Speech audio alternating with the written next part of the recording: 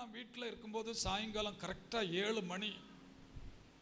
அப்போ என்னோட உள்ளத்தில் சர்ச்சுக்கு போகணும் அப்படின்ற ஒரு இன்ஸ்பிரேஷன், ஒரு ஏவுதல். அப்போது என்னோட பைக்கை எடுத்துகிட்டு என்னோட மனைவிட்ட சொல்லி நான் சர்ச்சு வரலாம் போயிட்டு வரேன். ஒரு அரை ஒரு 2 ஃபர்லாங் இருக்கும் எங்கள் சர்ச்சும் வீடும். சர்ச்சு வரலையும் போயிட்டு வரேன்னு சொல்லிட்டு நான் வந்தேன். நெகேமியா எருசலேமில் வந்து அலங்கத்தை பார்த்த போல் நான் போனதும் வந்ததும் யாருக்குமே தெரியாது. நான் மட்டும்தான் போனேன்.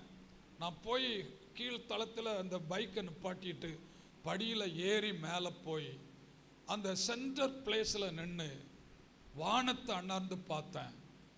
சர்ச்சு லிண்டல் லெவலில் கட்டி விட்டுருக்கு.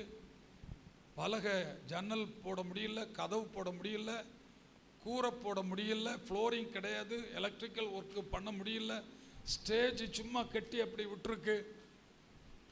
அவைகளை பார்த்த போது நான் தேம்பி தேம்பி அழுதேன். அழுகிறத தவிர எனக்கு வேற எதுவுமே அப்போ தெரில. நான் அழுகிறேன், யாருக்கும் தெரியாது. என்னுடைய கையில் ஒரு கர்ச்சீப் இருந்தது. அந்த கர்ச்சீப்பை வாய்க்குள்ளால் துணிச்சிட்டேன்.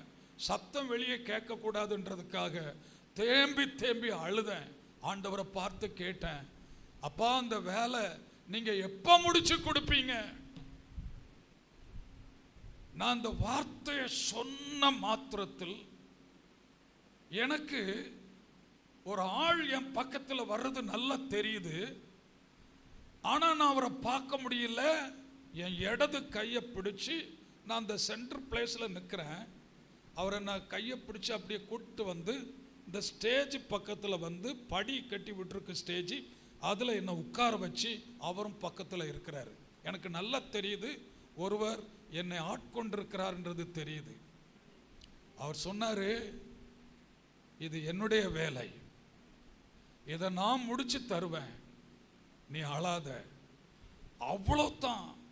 அதுக்கு பிறகு அவர் எந்த வாசல் வழியா போனாரு, எப்படி போனார்ன்றது எனக்கு தெரியாது.